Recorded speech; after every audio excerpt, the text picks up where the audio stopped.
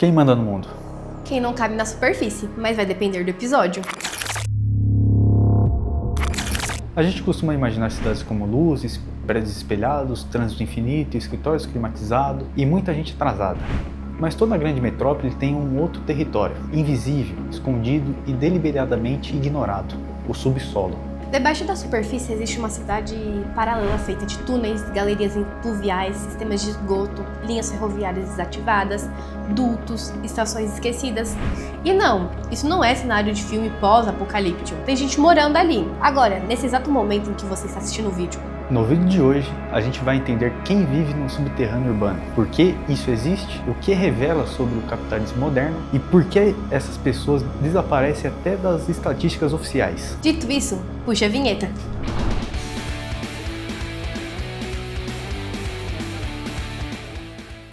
Salve, salve, eu sou o Léo, estudante de Relações Internacionais. Salve, salve, eu sou a Duda, também de RI, e esse é mais um episódio do nosso quadro, Entre Linhas e Fronteiras. E hoje a gente vai visitar a parte da cidade que ninguém coloca no folder turístico, nem no plano diretor. Então, antes de começar, vamos lembrar da regra do canal. Primeiro sacou o poder, O like tem que aparecer. então bora pro vídeo. Debaixo da superfície existe o que os urbanistas chamam de cidade técnica, infraestrutura pura, água, esgoto, energia, drenagem de chuva, metrô, cabos, túneis, tudo aquilo que mantém a cidade funcionando, mas que ninguém posta no Instagram. O ponto é que, a partir dos anos 80 e 90, essa cidade técnica começa a virar também cidade social. Não por planejamento, mas por descarte. Sem acesso à moradia, expulsas do mercado de trabalho e do espaço urbano vendável, pessoas começam a ocupar o que sobra. Não porque querem viver ali, mas é porque é o único lugar onde o capital ainda não ligou o preço do metro quadrado. E isso não é exceção nem atraso. Acontece em São Paulo, Rio, Porto Alegre, Nova York, Los Angeles, Las Vegas, Bucareste, Tóquio e em toda grande metrópole. Em grande resumo, onde tem cidade financiarizada, tem gente empurrada para baixo. Nos Estados Unidos, por exemplo, o caso mais famoso é o dos Mole People em Nova York. Nos anos 80 e 90, centenas de pessoas passaram a viver em túneis ferroviários ativados da Amtrak. Não era uma comunidade alternativa, eram veteranos de guerra, desempregados, imigrantes, pessoas com sofrimento psíquico, largados após cortes de políticas públicas. Tudo isso no contexto de desindustrialização, crise urbana e desmonte do estado de bem-estar. O estado sai pela porta social e entra pela porta penal. E enquanto isso, na superfície, Nova York virava produto global, gentrificação, boom imobiliário, turismo e especulação. O pobre não desaparece, ele vira problema logístico. Então, desce.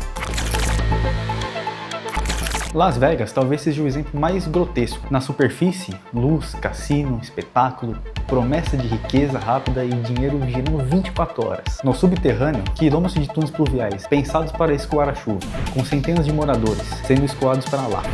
Muitos deles são veteranos de guerras do Afeganistão e do Iraque, serviram o estado lá fora e foram descartados aqui dentro.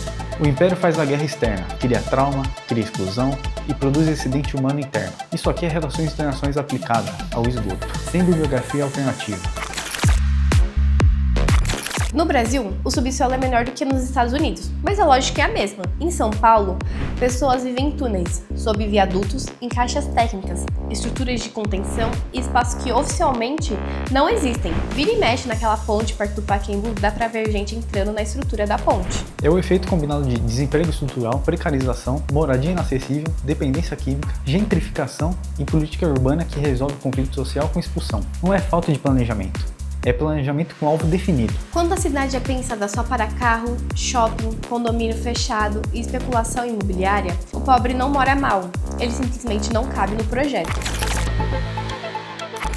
Na Romênia pós-soviética, especialmente em Bucareste, a crise dos anos 90 destruiu políticas sociais quase da noite para o dia. Com austeridade, privatização e abandono institucional, centenas de pessoas passaram a viver em túneis de aquecimento subterrâneo, construídos no período socialista. A ironia é cruel.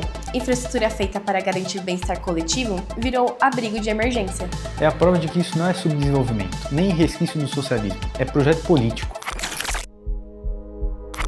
Agora vem a parte que geralmente não aparece na aula, ou aparece em 3 slides corridos no final do semestre. Isso aqui não é acidente individual, não é falta de caráter, e nem escolha ruim. É uma estrutura econômica e política funcionando direitinho. Marx chama isso de exército industrial de reserva, uma massa de trabalhadores descartáveis, que existe para duas coisas: manter o salário baixo e lembrar quem ainda tem emprego que ele é substituível. Ou seja, o sistema precisa de gente sobrando. Desemprego não é bug, é recurso. Lenin avança nisso, mostrando que o imperialismo aprofunda o processo. A riqueza se concentra, os centros acumulam e os excedentes humanos são empurrados para as margens sociais, raciais e espaciais. Não é só periferia longe do centro. Às vezes a margem é vertical. Quem não cabe em cima, vai para baixo.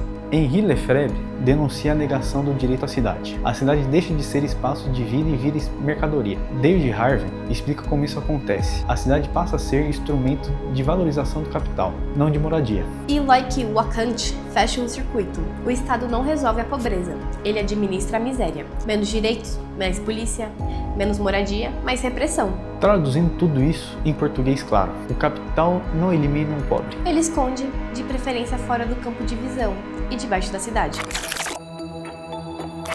A superfície da cidade virou mercadoria. É vitrine para investidor, turista, fundo imobiliário, condomínio de alto padrão e consumo rápido. A cidade não é mais pensada para quem vive nela, mas quem lucra com ela. Se não rende, atrapalha.